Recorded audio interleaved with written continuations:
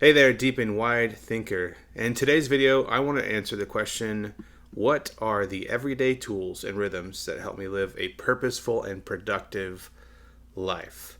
So let's talk about tools. You guys know, if you've watched some of my videos, any of my videos, that I am a fan of Heptabase. All right, so Heptabase, this is my main PKM tool. It covers just about everything I need for thinking deep and wide. Right, I use it as a journal, which I use the Journal Meta app for inside of Heptabase, and I have minimal tasks that I have. I love that I can go into a future date in the journal app, and I can add little reminders for things that are happening that day. For example, October 26, 2024, I got a reminder about something I need to adjust with one of my contract jobs. Right. I want to pause just for a moment here and give you a free gift for hanging out with me today. This is a short PDF guide on how to get insights from the nonfiction books that you read and that you love into your PKM system. By the end of this guide, you'll have a simple system for highlighting your books, a mindful approach for adding content to your PKM system or PKM Notes app, a process for creating building blocks of knowledge for the future, and then a simple tip for making more connections between your notes. The link to the free guide is in the description below. And then we have Mymind. Let's open up this webpage right here. So this is the home page for Mymind. It is a cool tool to remember everything and organize nothing, like it says right here. Notes, bookmarks, inspiration, articles, images. Let me jump into how real quick. It is a very beautiful and visually appealing app. And the reason that I use this is to capture photos that I take on my walk or just throughout the day. Anything that I want to remember, and I take a picture of it with my phone. I save it to Mymind. It's just a really great tool to save, for me, books that I want to read, maybe articles. I'm not a huge articles fan, or I don't read a lot of articles, but books I want to read for sure. Maybe like an image of a quote that I want to save, and mainly pictures. So this is my mind, right? This is what it looks like. Tons of pictures of sunsets, sunrises, nature. It's just, I don't know, beautiful. I love being able to go back through this and see throughout the seasons how they've changed. And I usually will take, if there's something that I want to learn more about, whether it's, in nature, I'll take a picture of something, and that way I can go back into my mind, bring it over into Heptabase, the image, and start thinking deep and wide that way. So for example, like I mentioned earlier, I can type books, and these are all the books that I would like to read. Once I am reading it, I remove it from the list and I don't need it anymore. It's just a visual way for me to see what are the books that I want to read. What's the next book that I want to read, kind of thing. So, Mymind is a great tool to use for quick capture of books, articles, photos, quotes, and images. And I've done actually quite a few videos on Mymind if you want to check those out. So for tasks, I use Todoist. You may be familiar with this. It's a pretty simple, to-do list, to-do app. I like it because I can put in just natural language like it's doing right here, and it knows what I'm talking about when I say next Monday and all kinds of stuff. Maybe there's a lot of apps out there that already do that, but I've not really had the desire to switch or look for any more to-do apps.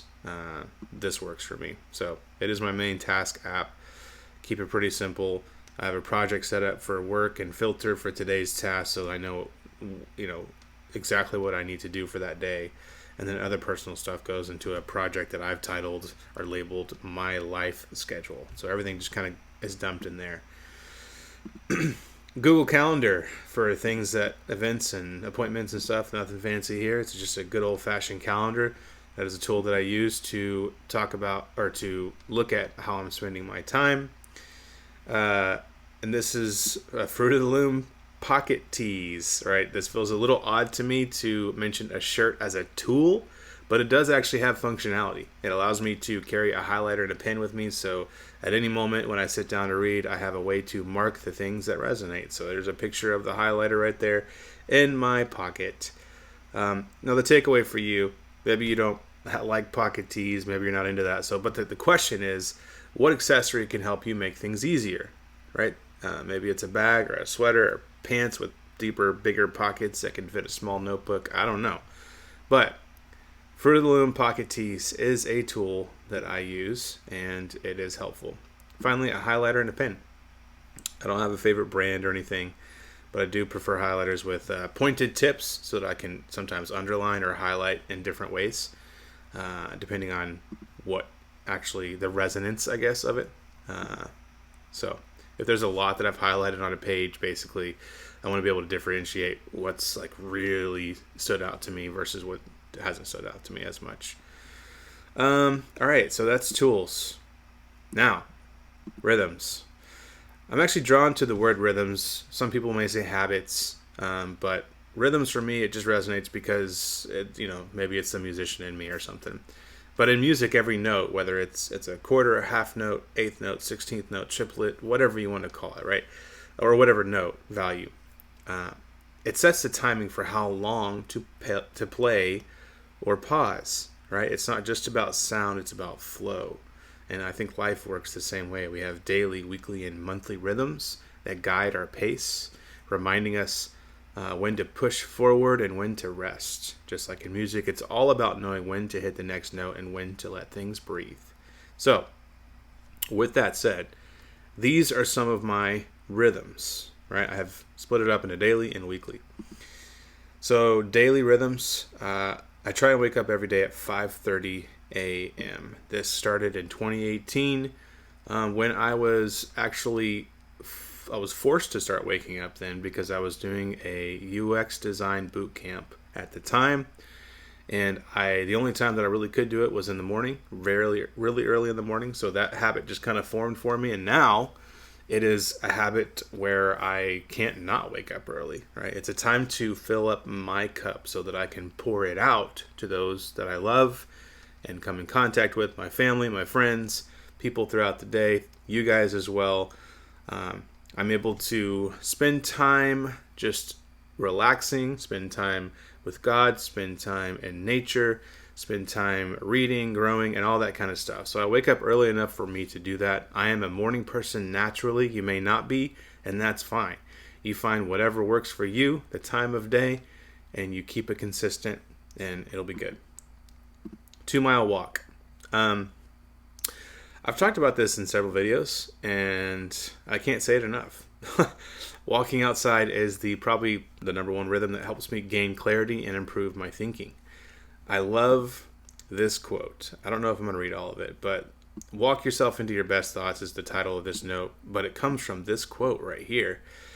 And it is, above all, do not lose your desire to walk.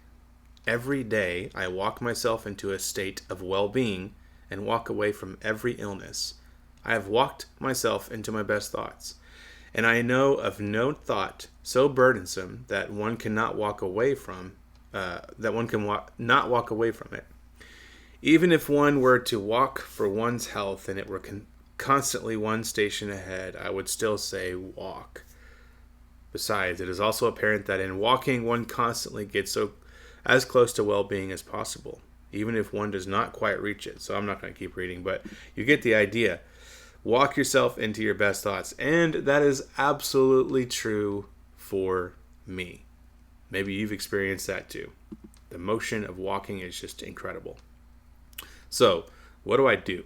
On my walk, I'll snap photos of things that interest me, like I've mentioned before, and I save those things to the app Mymind for later reflection.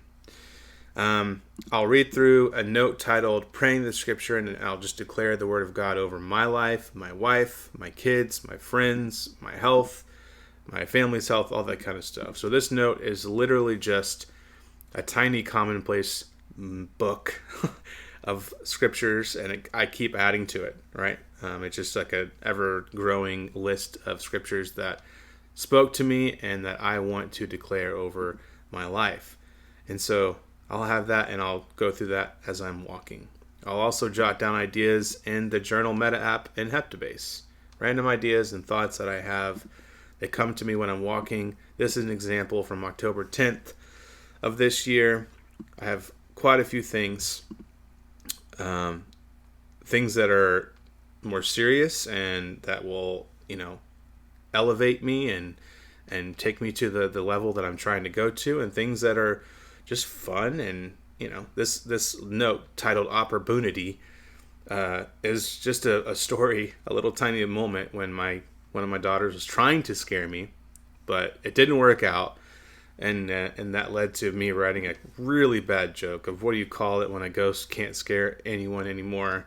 It's a missed opportunity. Yeah, yes. If you rolled your eyes, I did my job. And I tag those with dad joke because I don't know. I just want to save those. They're dumb, and it's just something I do. I probably said this about all my rhythms, but this is one of my favorites as far as walking because it's a keystone habit, right? It's a domino that when I knock that one down, it knocks down all the other dominoes, right? It gets me moving, which is for my health. It gets me thinking. So intellectual growing there. It grows in my creativity because as I'm walking, I'm creating and I'm thinking and I'm connecting ideas together, and it's just great. And it gets me outside in fresh air, in creation, right? So just a great habit to walk. I read the Bible. This is another daily habit. This is a way for me to deepen my relationship with God. The Bible is the living Word of God. It is a way for me to get to know my Creator, right? It also elevates my thinking, and it is a book that has several other books, and those books have different types of literature, right? So I'm exposing myself to a lot of different type of literature, and the thoughts inside of those books are thoughts that are just things that I need to continually put in my mind, right? These thoughts were written a long time ago, and I think it's really cool to write or read thoughts and ideas that were written way before your time.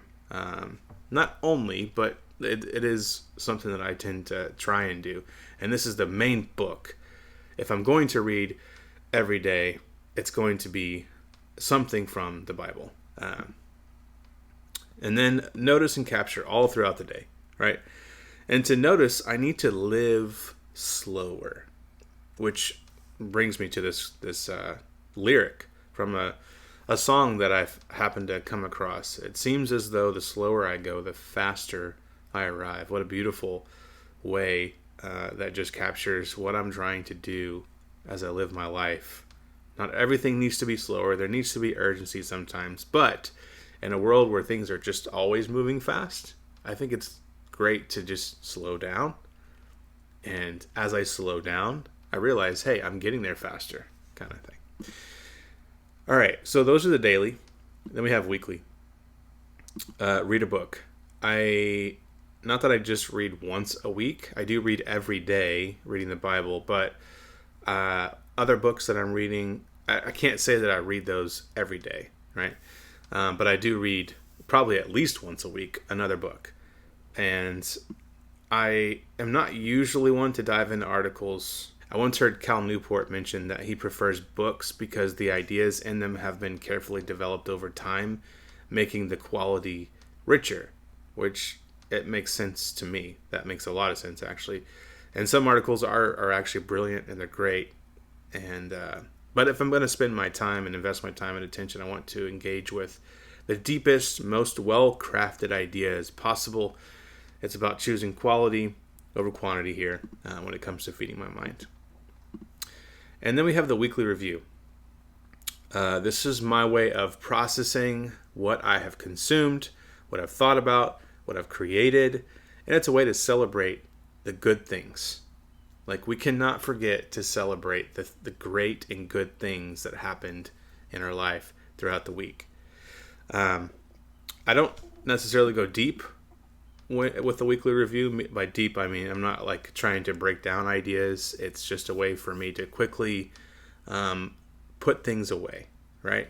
Like a kid who puts up his toys for the day so that tomorrow the room is ready for a new adventure, right? That's what I'm doing. I'm clearing my mind for the new adventure for the new week. And my process is pretty simple. I have one note, and I have for the weekly review, and I have two things that I'm looking for: meaningful moments and favorite notes. Here's an example. From September 30th through October 6th, I just have two headings, for meaningful notes, or one heading each is what I'm talking about, for meaningful notes and, meaningful moments, and then notes. And then in bullet points, I will add the notes and ideas that I've taken down and captured in my daily notes into this one note by just linking it, right? So these are still this is still like on October 1st right here. This is where this note was written down, but it's also on my weekly review. So it started on October 1st. That's where it was birthed. This is another dad joke, really bad dad joke. But I also thought I want to keep this in my weekly review. So I added it to that note as well. So it's in two different places. But my point is, it's just a list of bullet points. Keep it simple, and things that really resonated with me, that meant a lot to me, that were funny, that were ridiculous. And so I have these moments, and then I have notes. These are notes that I've taken down. It could be a quote that I read and captured. It could be something else that I created or that I thought about. It's all kinds of things wrapped up into this note, right? So what happens? I go through my daily notes for the week. So the journal that I'm talking about, I go through those notes, and like all these notes right here, and then I will choose the ones that really resonated with me for that week, for the weekly review. Not everything goes in the weekly review that was in the daily journal, but a lot of it does, right? And so I'll just add those to the weekly review note. And every card that I make is tagged appropriately, and this is what I mean by putting things away. Every note has a home, and it goes to its home, and so when I need to find it, I know where to look, kind of thing. It's safely stored so that my mind is clear and ready to process more information, and not necessarily new information, because this next week I may want to dive deeper into something that I've already captured, right? I need to remember that. I need to be more intentional about not just capturing, but actually processing. So, so this makes it super easy when I do my annual reviews. I just look at all the weekly reviews. Let me show you what I'm talking about. Weekly review. This is a whiteboard for this year, right? So inside of this whiteboard, I have in sections each month. I will have to use I'll have to go back and look at a different note-taking app, because I was trying out different note-taking apps. That's why it skips from January to June. But you can see here that I've got, June, July, August, September, October, right? These are all the weekly reviews for this year. And literally, I can go through this, and this becomes my annual review. My annual review is just like a big weekly review of like, what am I going to celebrate? What went really well this year, right? And what are the favorite notes that inspired me, that challenged me, that made me just completely change perspectives. And I just want to think about those things as I reflect on the year. And there's other things involved in the annual review, but it's basically the same thing. All right, so I've gone over tools and rhythms that help me live a purposeful and productive life. I hope this was helpful for you, and I hope that you have some ideas. You do not have to follow at all these things, but I hope what it does is inspire you to think about what are the tools and rhythms for you that would help you live a purposeful and productive life. Let me know in the comments if any of these tools or rhythms they resonated with you, or if you have your own that you'd like to share. Let me know. I'd love to know about that. All right, I will see you next time.